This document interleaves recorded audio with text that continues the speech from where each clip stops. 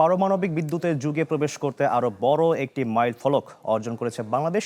রূপপুর পারমাণবিক বিদ্যুৎ কেন্দ্র থেকে যোগ দিয়েছেন আমাদের সহকর্মী শামীমা সুলতানা। শামীমা, আপনার রিপোর্টে আমরা বিরতির আগে দেখছিলাম, এই মুহূর্তে আসলে সেখানকার পরিস্থিতি কি আমাদের একটু জানাবেন? আমি ভরসা রাখি হিরন স্মার্ট ওয়াটার পিউরিফায়ারে।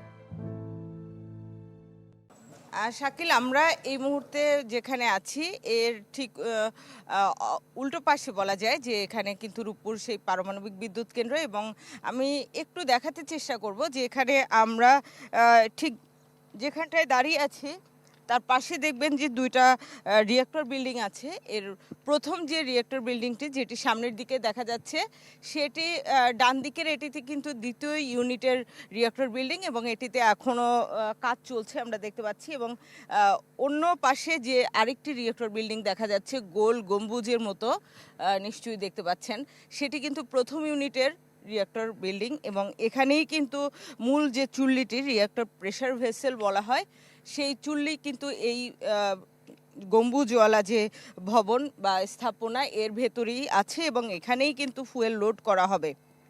আর এর পাশেই কুলিং টাওয়ারগুলো দেখতে পাচ্ছি আমরা। কুলিং টাওয়ারগুলো কিন্তু সবগুলোই কমপ্লিট, অর্থাৎ দুটো ইউনিটের দুটো দুটো করে 4টি কুলিং টাওয়ার আছে। তো 4টি আমরা দেখতে পাচ্ছি যে 4টি কিন্তু একেবারেই তৈরি হয়ে গেছে।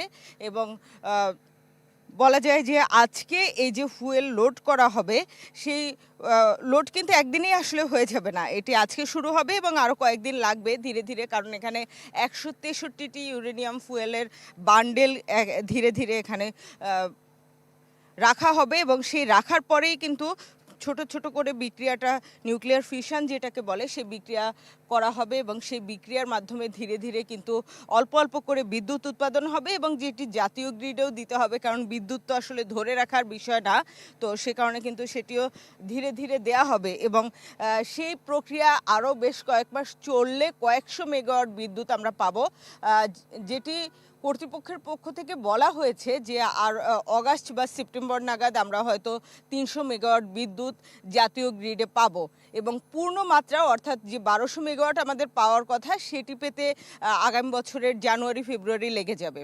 শাকিল, জি, ধন্যবাদ আপনাকে।